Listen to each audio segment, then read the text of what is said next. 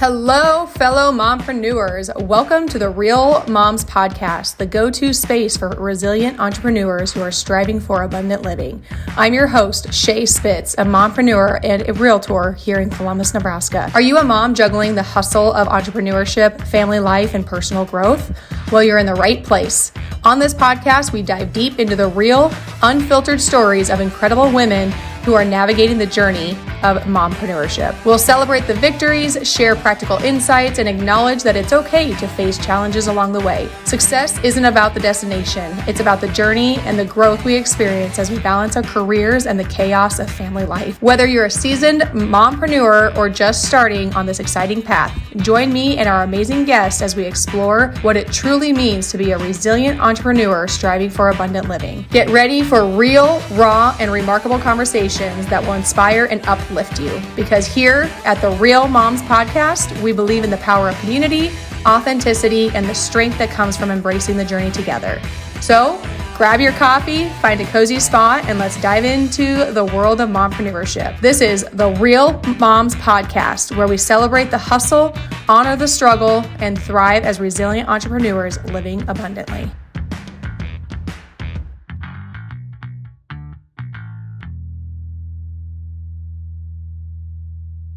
Good morning and welcome to another episode of Real Moms Podcast. I like to start every podcast off with a motivational quote, and today's quote is, "I choose joy." Our guest today chose this quote, and I love her reasoning behind it, which we will get more into that a little bit later. But right now, please help me introduce Teresa Cowart to the show. Teresa was born in a small town in Georgia. Her dad was an Army helicopter pilot. Her grandmother has always been her inspiration, who worked hard and always gave back. Teresa was in HR in her previous life. She's been in real estate for 18 years, bought the brokerage with two friends in 2013, started her team in 2010, and they have been the number one team in the area and number two in Georgia since 2011. They have been part of Real Trends 1,000 since 2018. Teresa brings on mostly new agents and loves the mentorship. On a personal level, she has 3 adult daughters that are successful in their own careers. Her oldest is married and has blessed her with 3 grand angels who keep her going and make her heart happy for sure. So, Teresa, welcome to the show, and thank you so much for being here. Oh gosh, thank you for having me. Absolutely. So tell me a little bit about, 18 years, long time, but your kids would have been still younger when you first got into the real estate industry. So kind of walk me through what your real estate journey has been like. I started right before the dive. So I started in 05, 04, 05. And my older one is 10 years older than the other two. But I think Brittany was like 15, Brooke was 5, Taylor's 3, something like that. And so we started, and what I quickly realized is this is just, I work in corporate America. Like, this is a lot of work. By the time we really got going in real estate, I had just gotten a divorce. So basically a single parent, except for every other weekend.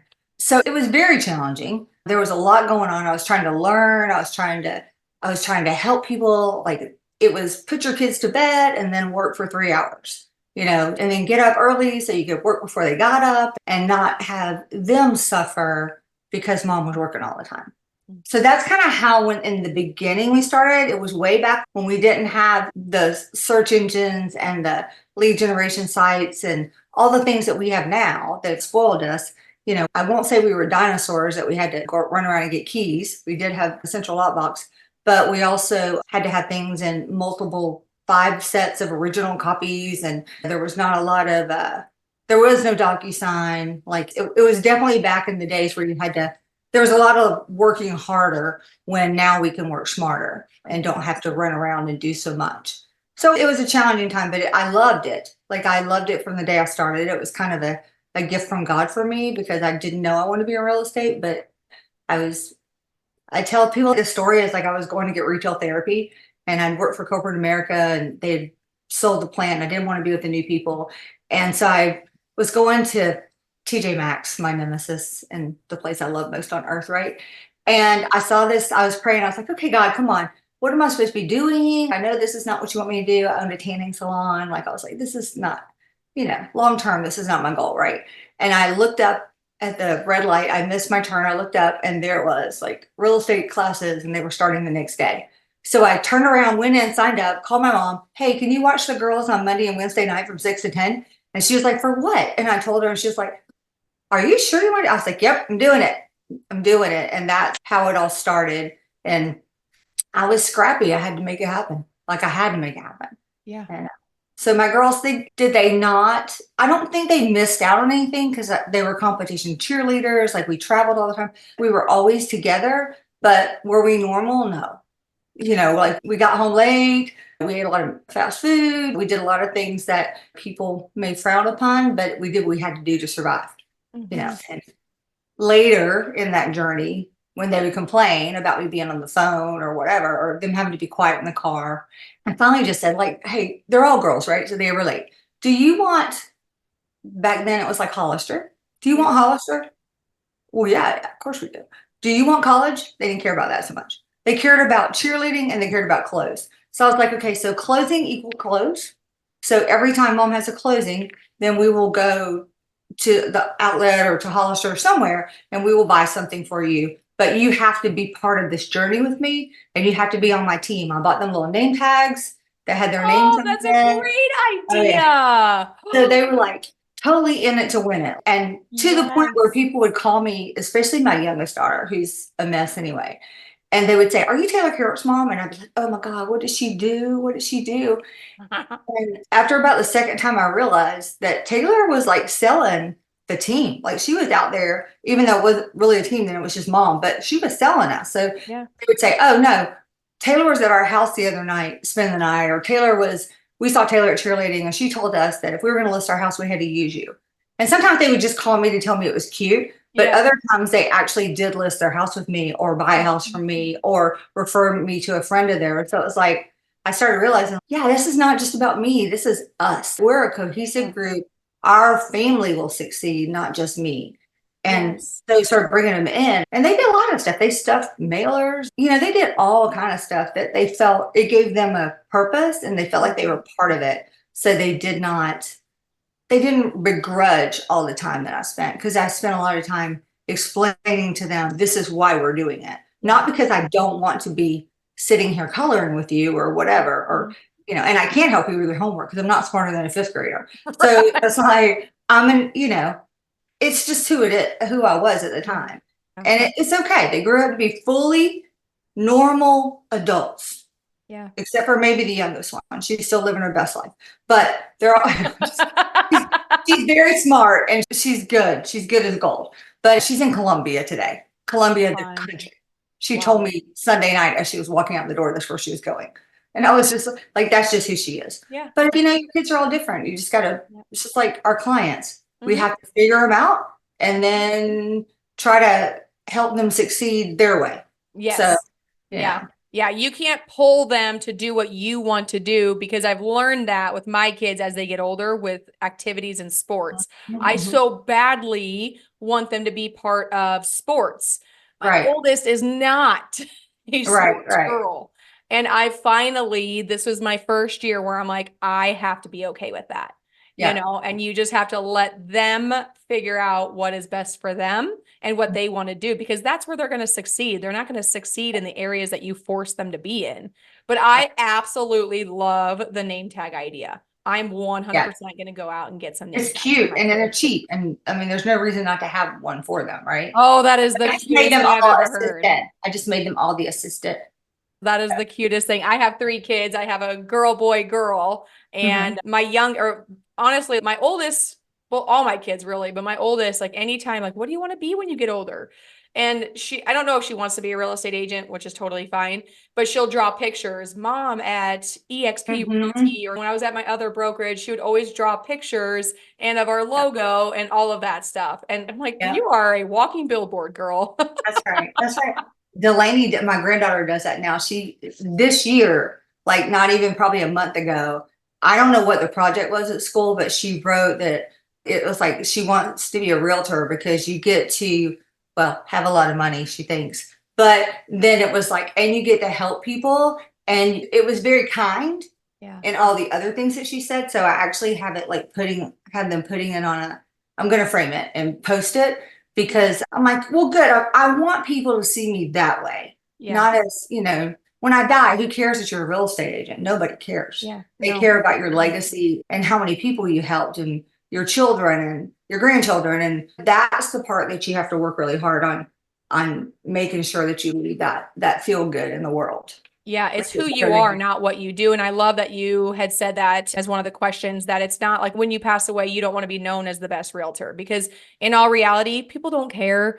Not that people don't care about your success, but honestly, they kind of don't, in a sense. I don't know if you've seen that. People don't love to see other people succeed when they're not. So getting out there and gloating about all of the things that you've done in your professional career is not the greatest thing. But when you can get out there, because the finances come with the opportunity to give back to other people, to give back your time though too. So like I'm on a lot of boards. I'm on a lot of nonprofit organizations, and real estate has allowed me to be able to give my time for free to help other people. I'm the president of a transitional housing here for women with children who are homeless or near homeless. I mean, there's just so many things that real estate or just money in general allow you to do, because it's not about all that. And it's about being kind. It's about helping others get where they want to go. And I've always heard the quote, in order for you to get where you want to go, you need to help somebody else get where they want to go. And I've just loved it. Ziglar. That's Zig Ziglar. Oh, is that Zig Ziglar? I love it.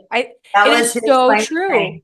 You always get what you want if you help others get what they want. Yeah. And it is so true, but you have to like want it. You can't just say, oh, I'm going to help them because then I'm going to reach my goals. No, you have to truly love helping other people and want what is best for them, empower them, encourage them, inspire them, and things will come naturally. And it's so fun to see other people succeed. Yeah, I agree with you. And that's part of our team culture is we don't live in a world of scarcity. We live in abundance. And if you consistently do the right thing, you will never worry about a paycheck. You will never worry about money. It will always come. And yeah, sometimes we're better than others, right? We always have that. But I never really worry about money because I know that if I consistently do what's right, then the money is going to come. Because the other side is that I was not put here to do this without a purpose and a plan. And I know my plan is to help other people and to give back. So like you, I used to be on a bunch of boards, but board meetings are not my thing. Like they just take too long and there's too much. We beat too many dead horses. So, but I do enjoy being part of like committees that actually get crap done and charities which not the boards don't. Let me go back and say, I know. Nope. I know what you're saying. A lot of stuff. And yes, but I'm not so much on the board at our area realtors because nobody there is going to buy a house from me. And I can't make a lot of change there. But I am on the board for some other things that speak to my heart. And so that's super important to me. A lot of military type things and animals, and Alzheimer's is big because my grandmother ended up having that. So that's a big deal. But we're not going to talk about that because I'll cry. So we're not going to talk about that. But my grandpa did too. So yes. So I really 100% believe in giving back. One of the things that we call them Essie-isms because her name was Essie. And ironically enough, we now call it Taylorisms, what she's doing, like going to Columbia, my youngest one. But my grandmother used to tell me, kind of like, to whom much is given, much is expected. So if you ask God for these things, you better be ready to do this. And that's how I've lived my life, Okay, so there's a reason why I'm here. There's a reason why I'm successful or not successful. What part did I play in that? What am I supposed to do with all that? So anyway, and I've tried to pass that on to my children as well. I got offered an opportunity in November of 2020 in the middle of COVID to list a property that was a venue in our, like a mile from my house, really, not far at all. And it was kind of a rundown venue, 14 acres. I just kept thinking I'm going to buy this. I'm going to buy this. And so finally when we were done, I was like, I think I want to put in my own offer and buy it. Like, what can we do? And so we made a handshake deal there and I bought it. And everybody was like, you're crazy. It's the middle of COVID. Nobody could even go to a venue or, which we were coming out of at that point. Yeah. Especially in Georgia, because, we didn't necessarily Nebraska too. All that anyway. Yeah. So I was just like, I'm going to let all the charities that I work with, I'm going to let them do it. I'll have weddings and events that will pay the mortgage. And worst case scenario, it's almost 15 acres. I'll sell it to a developer and get out of it if it doesn't work, right? It's in the middle of all these neighborhoods. So it has been an amazing venture for me, and touching people that I didn't even know Yeah. that existed, really. And lots of charities and lots of things that I've been able to do. Cure is a big deal for me, children's childhood cancer.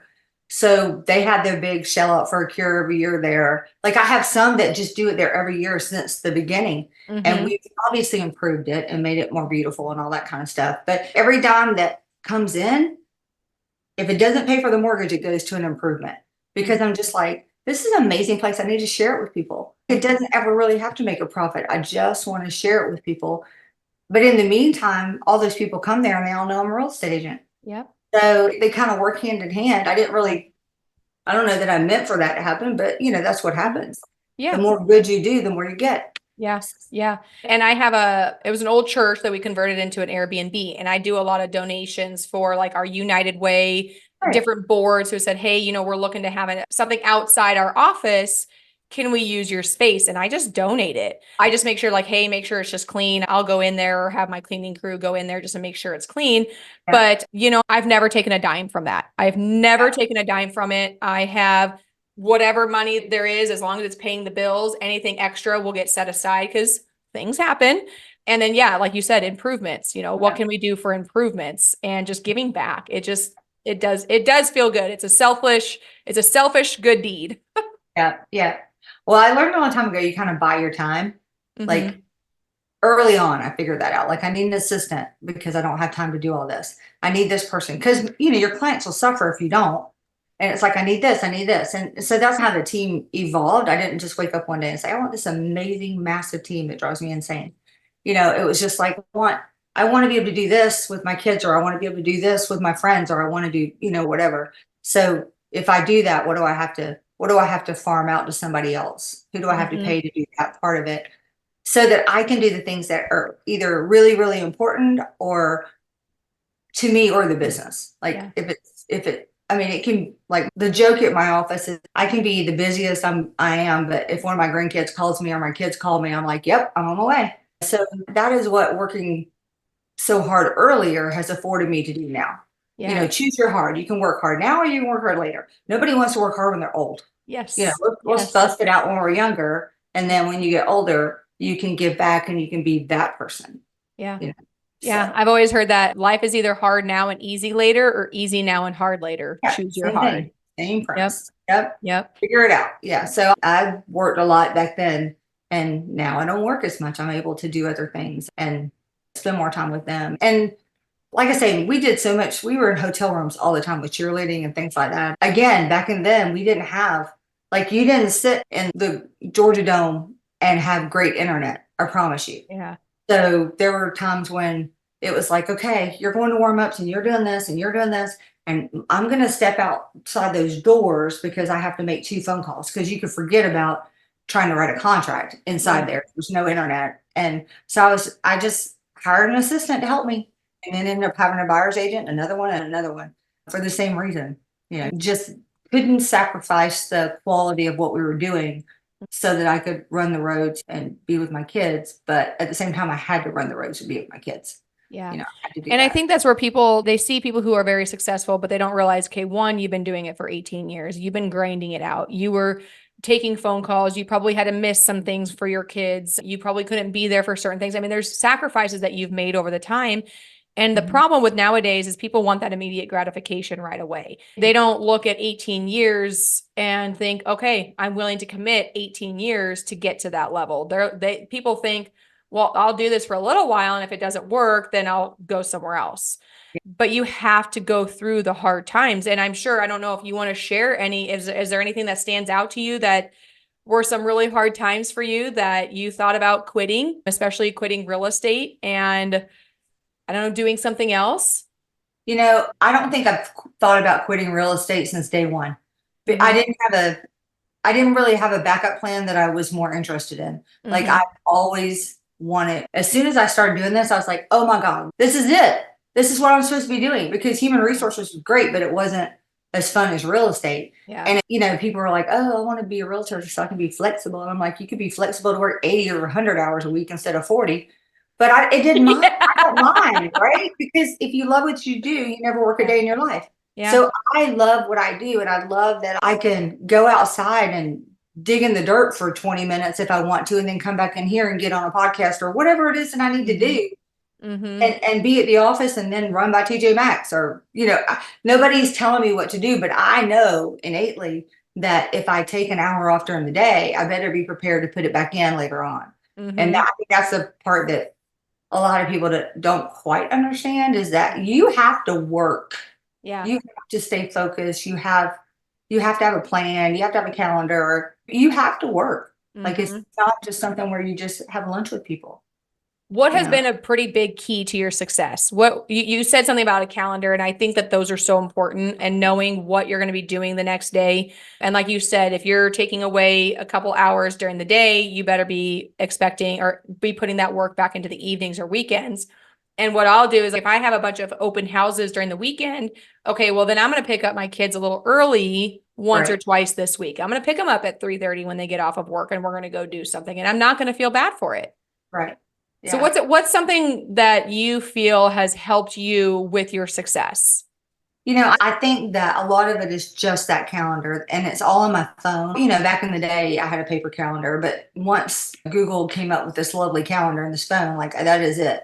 And reminders. So anything that happens, like hair appointments, like anything that I've got to do, even like, I'm just going to blow the crap out of 2 hours. Like, I just want to do whatever I want to do for 2 hours on this day. So I play these games with myself, and I always have, ever since I was little.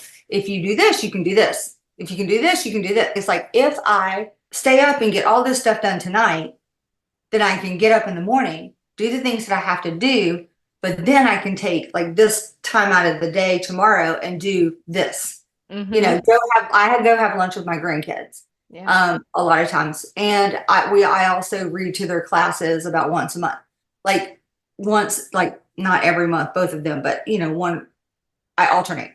But those are important things to me, only because of how it makes them feel. Yeah. And that is I think that's what people don't get. Like, people remember how you make them feel. Yeah. They don't really care what you did, but they remember how they felt. So there were a lot of times I probably didn't make my children feel, the best. I tried to explain but as they get older, they understand better. But when you're little, all they know is how you made them feel. Yeah. So it's like, I don't want to mess up my kids or grandkids. So I have to make sure, or the general public for that matter, make sure that they remember that I cared and that I went the extra mile, and that they felt good when we left. Yeah. Or when it was over or whatever. Yeah. Yeah. Yep. Nope. I absolutely agree. That's not only, like you said, it's not only your clients, but it's also your kids and your grandkids. It's how you make them feel. And if you can just do those little extra things, because one of the things I was even thinking about today, I'm sure your mind is, that's why you get up in the morning, your mind's going 100 miles an hour in 100 different ways. Not even just real estate, but I was thinking, okay, well, what do I need to do? Because the school that my kids go to, they're amazing. The teachers are amazing. The principal's amazing. And I was thinking this morning, okay, what can I do to show my gratitude for the teachers and the staff? And I was like, I'm going to send them like a Big Apple Bagels container thing before the end of the school year. I'm just going to have it delivered and send it on to them. I've done that. I did that for Christmas, because it's hard to do little gifts for every single teacher, because you don't want anybody to feel left out. And I don't know how many people there are. So if I could just do one big thing that is offered to that entire school, that's what I was thinking about this morning. So I have a note here to go on and order something for that school. And I also there's another little boy in my in my son's class who's being mean to him, emotionally, and he physically was mean to him. And so I was talking to a friend of mine, and she had suggested, she's like, why don't you see if that kid would want to maybe go get ice cream? And I was like, oh my gosh, that's brilliant. So before I got on the call with you, I found out who the parents were, and I texted them. I said, would they want to go get ice cream together? Like, I'm happy whether you want to meet me there, or because long story short, my husband knows the dad. And I said, let's go have them go get ice cream. Let's bring them together. Let's figure out like that. It's not about, and most parents would be like, oh, I'm so mad at this kid. He shouldn't be hurting my kid, blah, blah, blah.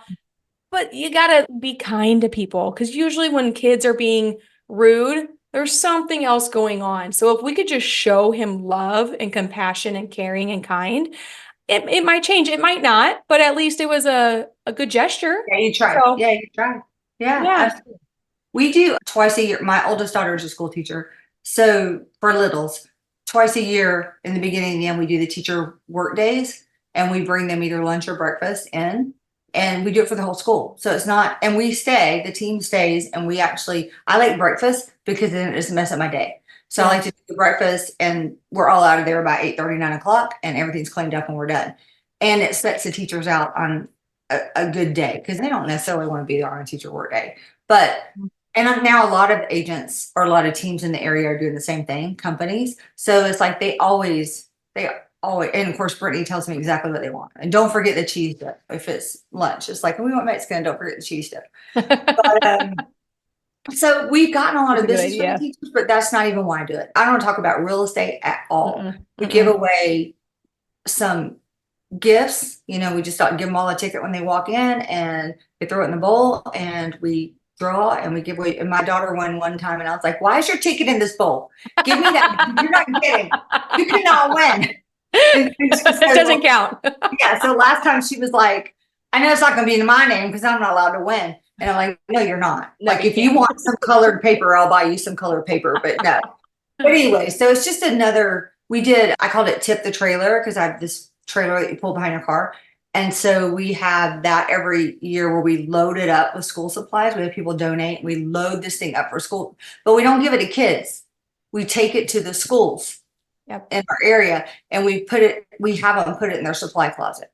So because there's always a kid who doesn't have paper or doesn't have a pencil and the teachers, I know this because of my child, the teachers end up going to buy this stuff out of their own pocket. A lot. So this is my way of ensuring that they're not having to do that because I'm going to fill up your supply closet. And then through the year, if they get low on something, they'll call me.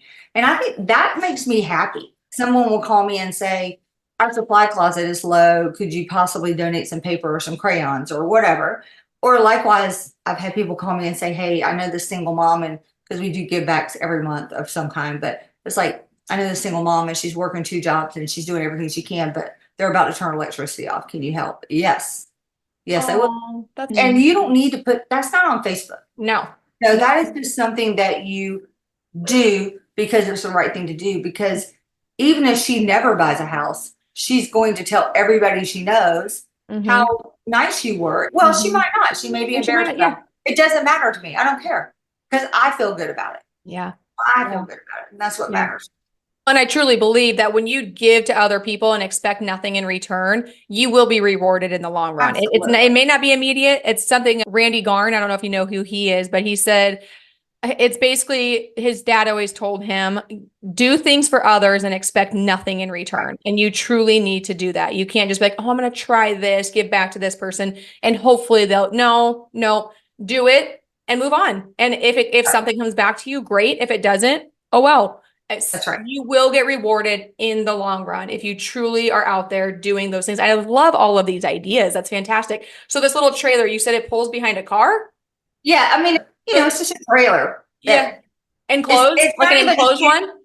Yeah, it's enclosed. Yeah.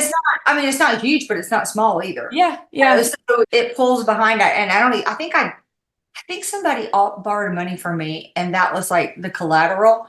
And then they came back and got it. So I ended up with this enclosed. It's really nice. And I was like, okay, fine. Yeah. So that's what I use it for. That's what I use it for. It's cool. And it's come in handy for a lot of different things, but most especially for that. And, sometimes I just wake up and I think, I need to think about this. I need to do this. Or sometimes it's my friends in different parts of the country that are doing, whether they're in real estate or not, that are doing something in their charity. And I'm like, yeah, I have a friend that lives in Columbia, Missouri. Is that right? Sorry, it's not St. Louis or somewhere like that. Okay. Anyway, they do a big event for charity at her child's school and they have a purse pull.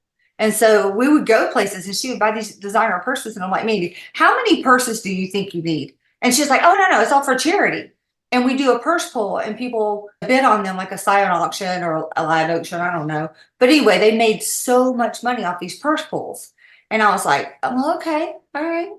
That's a good idea, right? Yeah. So perfume pulls and purse pull, all kind of things here at our event venue. You know, if you're going to have an event, you might as well. That's the way to make money. Like we had one last weekend it wasn't mine. It was somebody, but I was there because I'm on their advisory board. And it was like, it's combat boots to the boardroom. I'll give them the plug. And it's like transition for people that are getting out of the military. And they had the auction and every writing and their things or whatever. And they had a bunch of people that were going after the billboard. And so we're towards the end, I slipped over to Lynette and I said, you should make that live. And she said, what? I said, because they're just kind of standing in line, one behind the other, one behind it. I said, that's a live auction. Like, make it fun, make them sit down there. And so they got like 4 times what the highest bid was because they made it live. Because people get into that. Oh, and yeah. Then after a while, it's like, how much did I just pay for that? Yeah. I had one friend and I was over there going, your husband's gonna kill you. Yeah. But I mean, it's just, it's a write-off. Come on. Yeah. You know, do it if you can. If you can, don't put yourself in a bind. But if you can, yeah, correct. Well, I want to go back to your quote. So you said, "I choose joy," and I loved the reasoning behind it. So can you explain to me like why "I choose joy" is one of your favorite quotes? I don't even really know when I decided it was, but I decided it was. I think during my divorce. I think that's when I decided that it was up to me. I get to wake up every day and choose. I'm going to be joyful or I'm going to wallow in this every single day.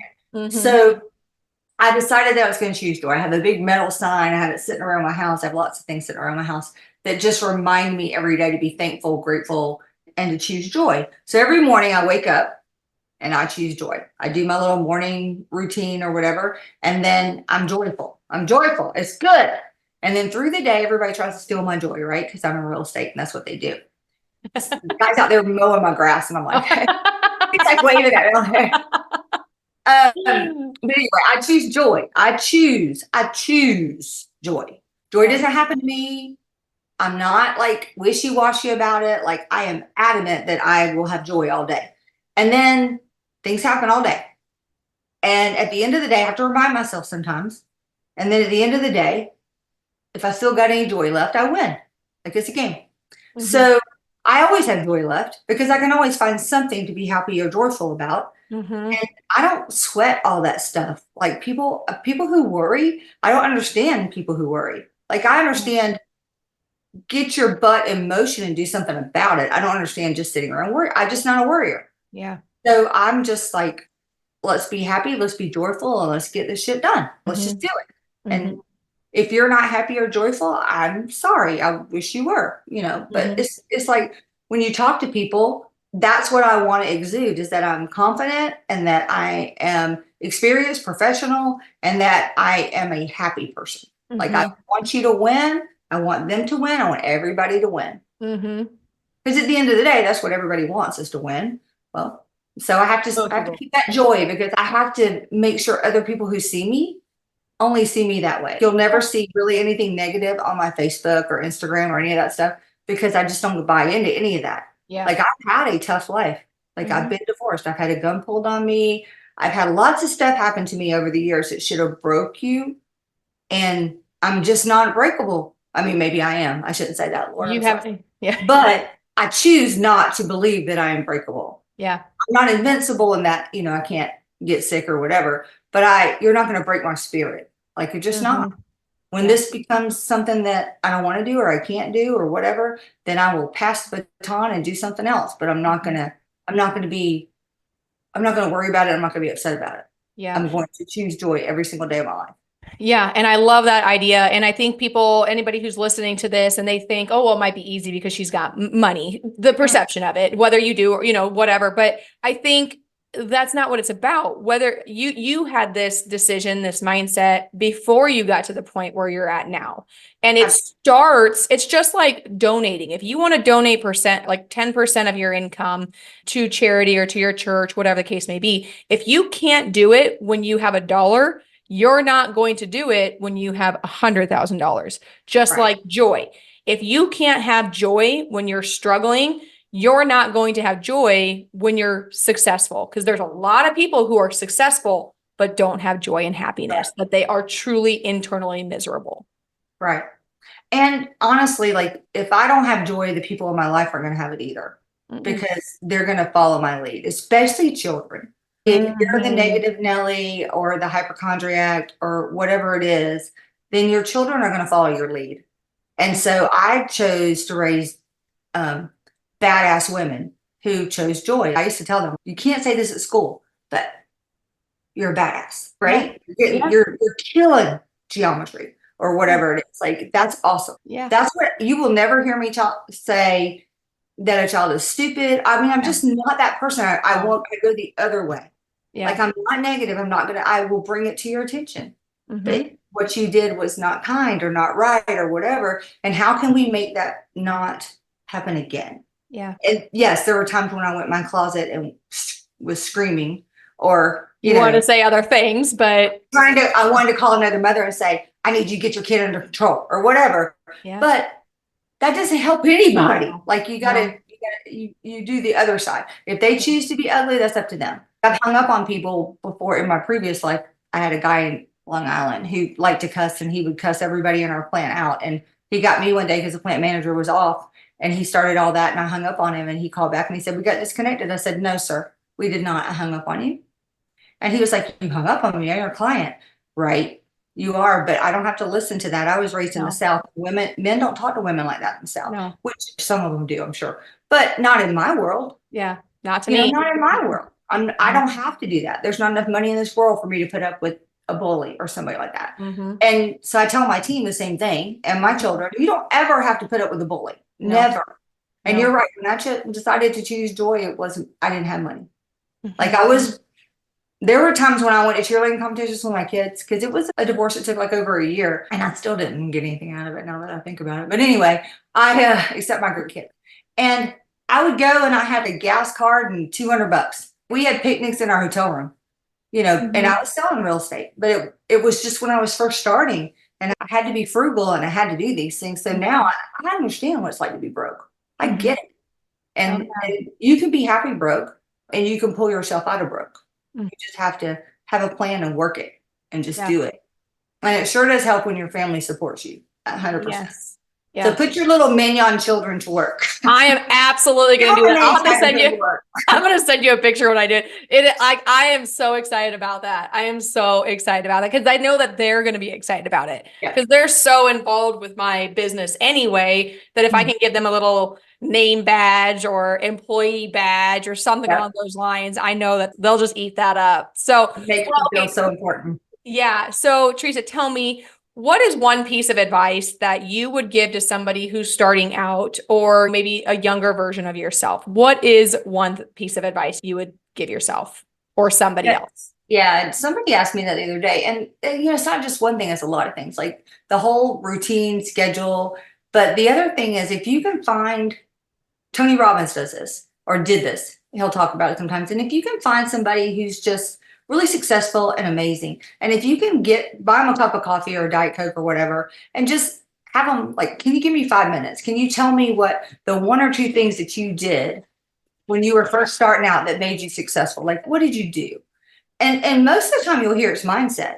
It was mindset. It was like, I believed I could, or whatever. Yeah. And I'm 100% firm believer in that I can do anything I believe I can do. Yep. So if I can't do it, I can figure out how to get somebody else to help me do it. But together, we can do it. So I feel like if you surround yourself with people who are like-minded, then you're going to be better off. Like, I don't talk to my mother very much because my mother's super negative. And sometimes she'll call me and she'll say, I know you don't want to hear this because you don't like negative, but I need to tell you these two things. And I'm like, okay, hurry up. Tell me what you got to tell me, because I don't want to be with people who are super negative. Doesn't mean you can't have a hard time and you can't have trials and tribulations, but it's how you think about it and how you handle it. You know, I never go down those roads into that self-pity, or I never allow anybody else to, like, I have a friend who's been through a lot in the last 2 years medically, and it's just been a lot. And it's like, you're not a victim, you're a warrior. Like, whatever you need, I got you. You need money, I got you. You need somebody to cry with, you can cry and I'll sit here and drink Diet Coke. Whatever it is, I'll hug you, we'll get through it. But you're not a victim, you're a warrior. You can have whichever mentality you want. And I think warriors make more money. Mm-hmm. So, and warriors have happier overall lives. Yeah. You know, victims just wait for Yeah. somebody to rescue them. Yeah. And Yep. And chances nobody's are coming. nobody's coming. Yeah. Nobody's Yeah. coming.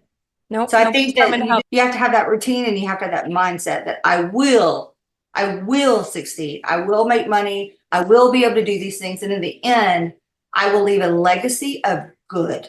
Yeah. And if you think that, it will happen. Yeah. Manifestation. Living proof.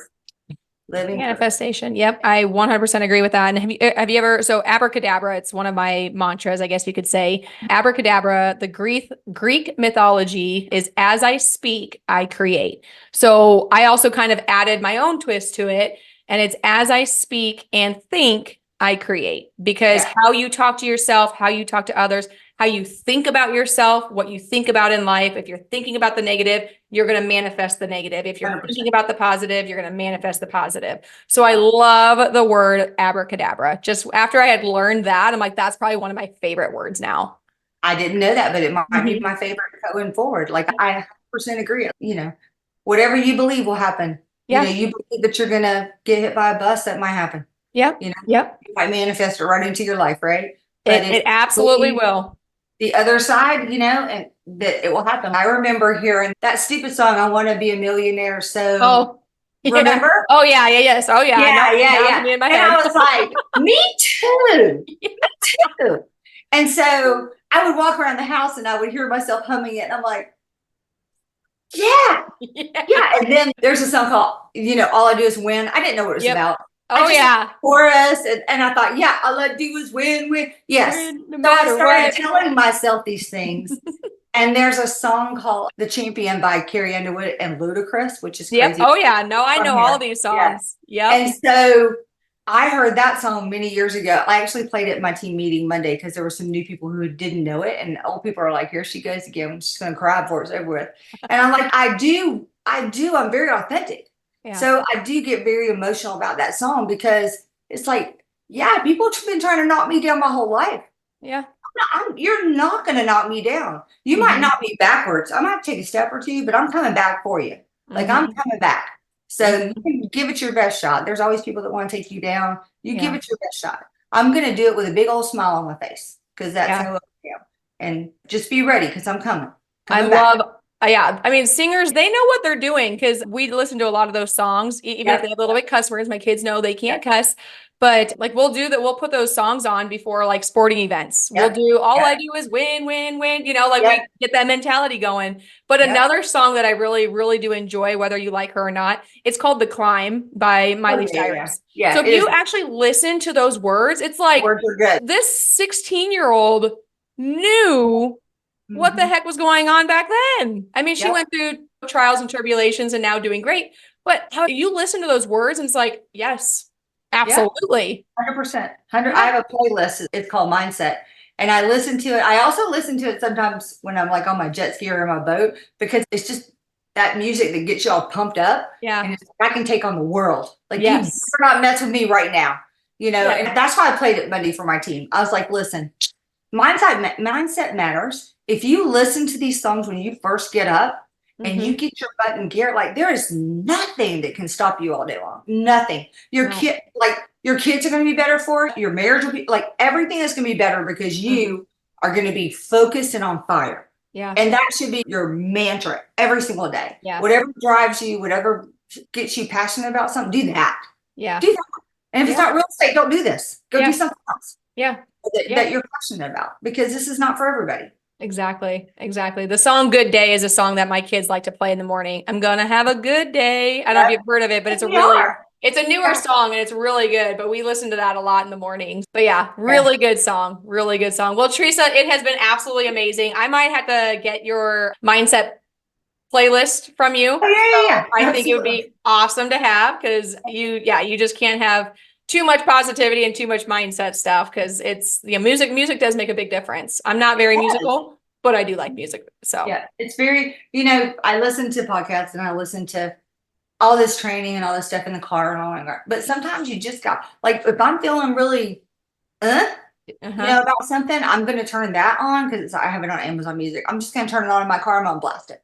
Yeah. Because all that other stuff is amazing and I need it and I want it.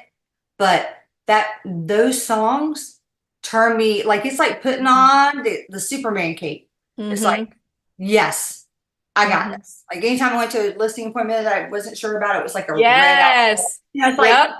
It's like you got to personify the person that wins. Yes, Yeah, absolutely. So, anyway. Well, thank you so much, Teresa. It has been a pleasure talking to you, and you have an absolute wonderful day. Okay, thank you. Bye. Bye.